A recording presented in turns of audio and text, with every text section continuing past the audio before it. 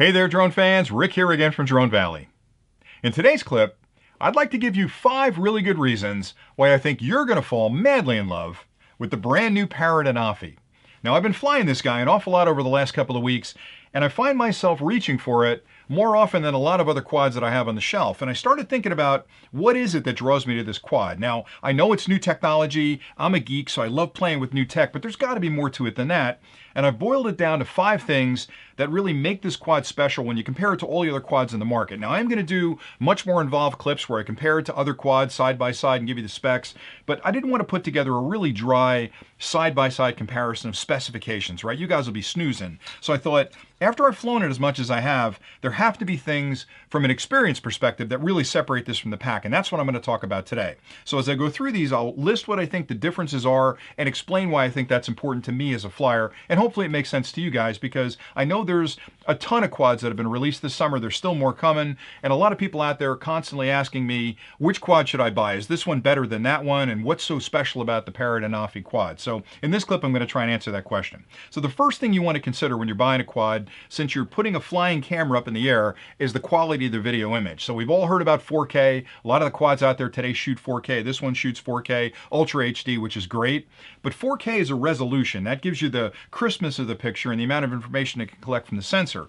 What separates this one from the other ones is it does 4K with HDR, high dynamic range recording. If you don't know what that is, high dynamic range recording is a technique that a video recorder can capture images with the brightest of brights and the darkest of darks and have a high dynamic range between them. Because the challenge is, most of the cameras that don't apply HDR, if the scene's too dark, you lose detail. If it's too bright, it goes right to white and you lose detail on that end. So what HDR does is kind of balance the highest whites with the lowest blacks and gives you a crisp chroma-filled image in between. It's kind of a lazy man's approach to give you a fantastic picture. And when you fly this compared to a lot of other quads on the planet that don't have HDR, you can see the striking differences between them. Now, you can sort of do that HDR in post. A lot of people will tell you I can shoot with my quad and I go into post and create that HDR imaging, but what's nice about the Parrot is you just put it up and fly it and you get that image. So that's really, really cool. The next thing I want to talk about is the charging, which is important to me because in addition to taking great pictures, I want to get it back up in the air as quickly as possible. Now, a lot of the quads nowadays, like the Parrot, have a USB connector on them where you can actually charge the battery in the quad, or even in this case, you can pull the battery out of the quad and charge it. What's different about the Parrot is it's using the new standard, which is USB-C, the latest standard for charging. You can use that to charge the quad. You can also use it to transfer pictures off the quad. You get high-speed transfer of pictures.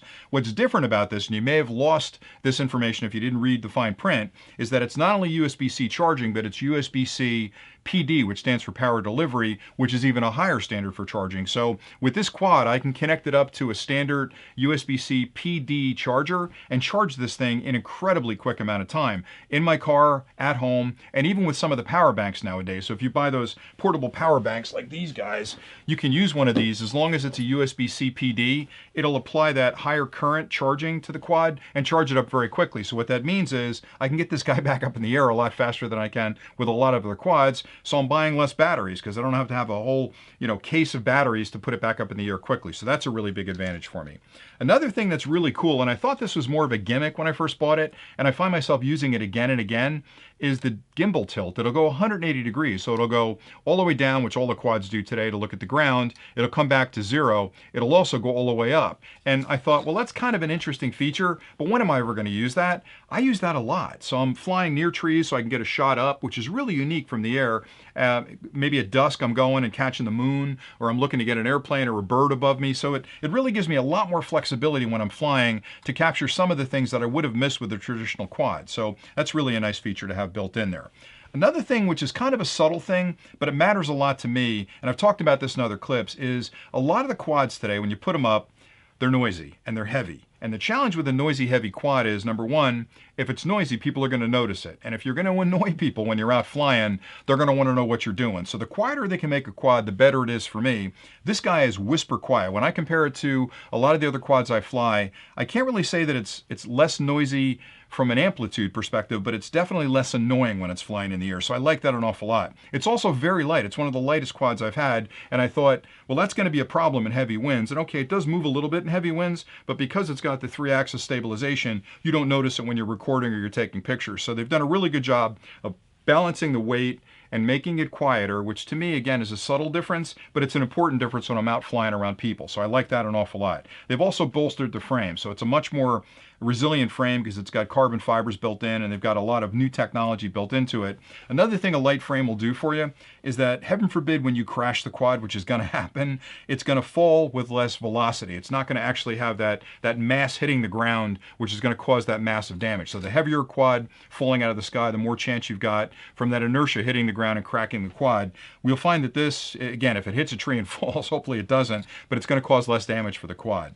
The other thing I wanted to talk about, or the last thing I want to talk about, is the zoom functionality. And again, I was thinking kind of gimmicky, right? I got a 180-degree gimbal. Am I going to use that? And the zoom feature, how good can that be because it's a digital zoom?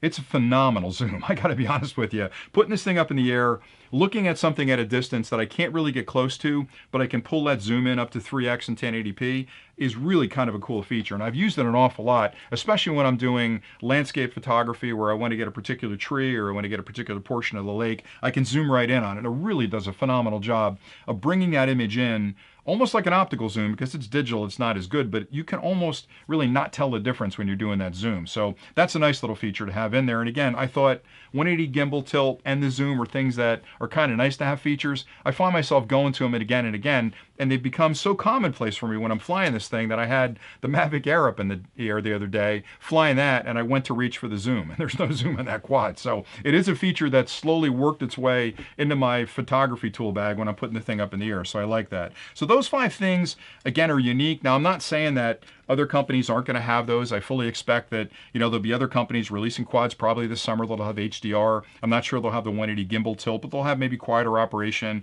maybe USB-C PD delivery to charge it. But right now, Parrot's got all that in that quad. And what's so special about this too is I've been a big fan of Parrot for a long time. I've flown a lot of their Bebop products. I flew their original quad.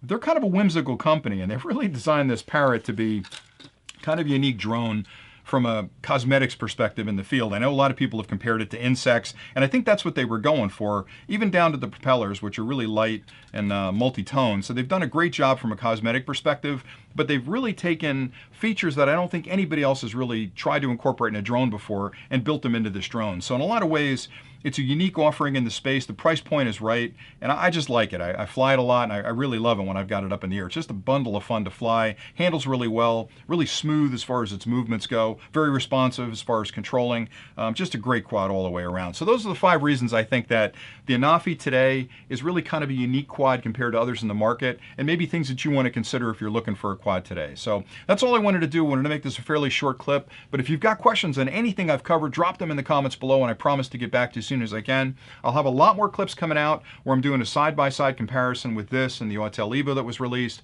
the Mavic Air, the Mavic Pro, a couple of other products, maybe the Spark, maybe a few other manufacturers like Unique and PowerVision, but stay tuned to the channel and I'll put those up quickly. But for today, I just wanted to get through these top 5 features, which I think may be lost if you read through the information that was put out there about the ANAFI. A lot of people don't know these features are built into it. So anyway, that's it for today. So if you haven't subscribed to the channel, hit that subscribe button down there. Again, I've got a lot more clips coming along. We have a newsletter link below if you want to get on our newsletter. We send one of those out a month. You get a lot of good information in there.